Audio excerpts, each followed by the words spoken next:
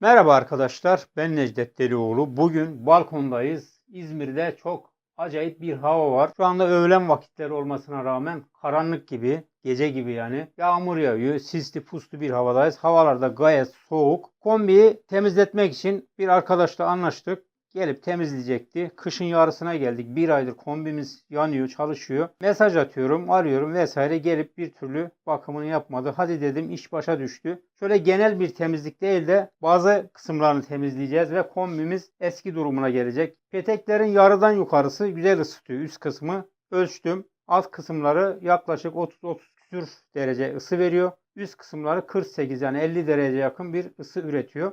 Bu durumda üşüyoruz. Yani battaniye ile oturmaya başladık son günlerde. Bunun sebeplerinden birisi şurada filtre var. Bunu temizleyeceğiz. Daha sonra evdeki bütün petekleri kapatacağız. Tek tek açarak bir petek açık kalmak şartıyla banyodaki tahliye vanasını açarak buradan su basarak yani bütün peteklere aynı anda su verdiğimiz zaman basınç düşüyor. Tek petek üzerinden yapacağımız için bu işlemi rahat bir şekilde en azından bir kısmını temizlemiş olacağız. Bu temizlemenin bir sürü yöntemi var biliyorsunuz. Kimyasal maddeyle temizliyorlar. Onu bazı kombiciler, bazı ustalar pek tavsiye etmiyorlar. Kimyasallar zamanla petekleri ve kombimizin pompalarını vesaire aksamlarını arızalandırıyormuş. Kimyasal bir temizliğe gitmeyeceğiz. Biz sadece mevcut kombimizin bastığı basınçla peteklerin bir miktar temizliğini yapacağız. İkinci yöntem olan pompa ile temizleme yöntemi. O benim kafama çok yatıyor. Çünkü hava verildiği için peteğin içerisindeki bütün o pas partiküllerini vesaire onları söküp çıkarıyor basınç olduğu için. Dönüş filtresini bir bakalım. Temiz mi pis mi onu temizleyelim. Daha sonra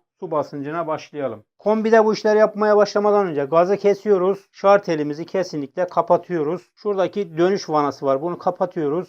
Şurada bir vida var görüyorsunuz. Kurbağacıkla, boru anahtarıyla bunu rahat bir şekilde açabilirsiniz. Bir miktar su gelecektir. Bunun altına bir kova falan koymanızı tavsiye ediyorum. Kombi içerisindeki suyu tahliye ediyoruz.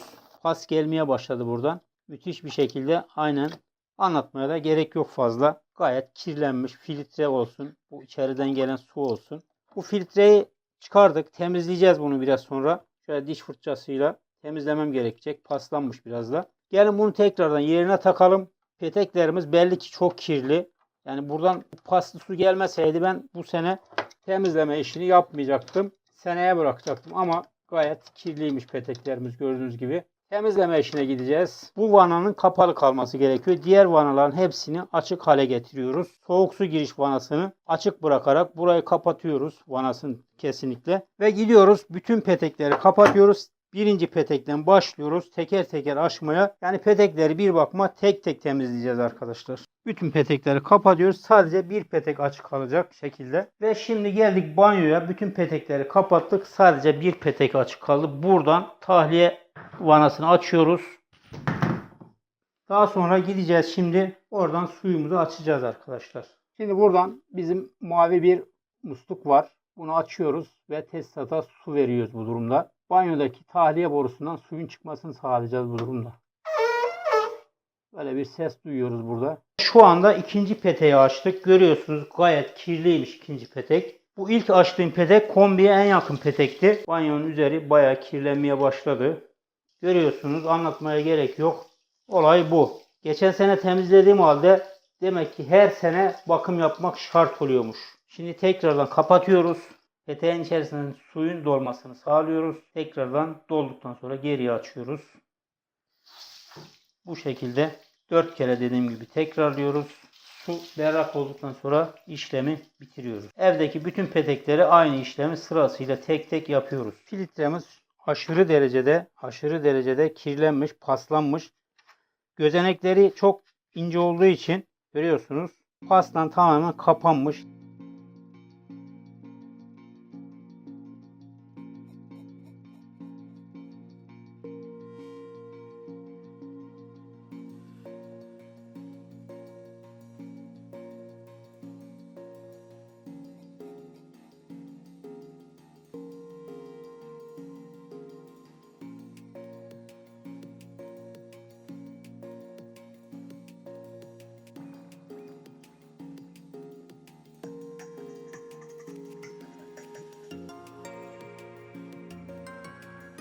su işlemi bittikten sonra, yani peteklerimize suyu verdikten sonra peteklerin havalarını teker teker almamız gerekiyor. Bunun için şöyle özel anahtarlar dizayn edilmiş. Bu yoksa da düz bir tornavidayla şuradaki vidayı gevşeterek havasını alabilirsiniz. Açıyoruz.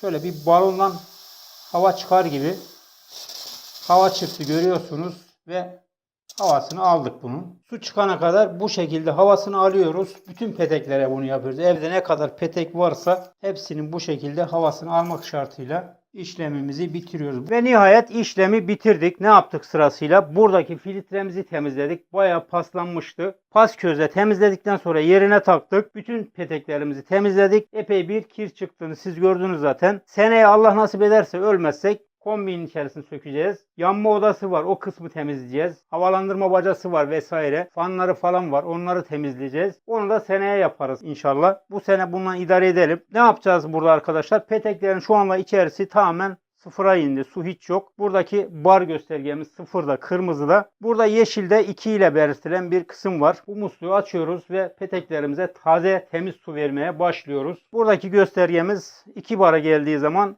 su verme işlemini bitireceğiz ve şartelimizi açacağız. Gazımızı açacağız ve işlemi bitireceğiz. Her sene ben bu işlemi yapıyorum. Ondan fazla kir yok. Yani bunu düşünsenize. 4 yıldır hiç temizlememiş olsaydık boruların içerisinden böyle pekmez gibi su gelecekti kesinlikle. Şartelimizi açalım ve gazımızı açalım. Kombimizi tetikleyelim. Çalışmaya başladı. Evet. Çalıştı.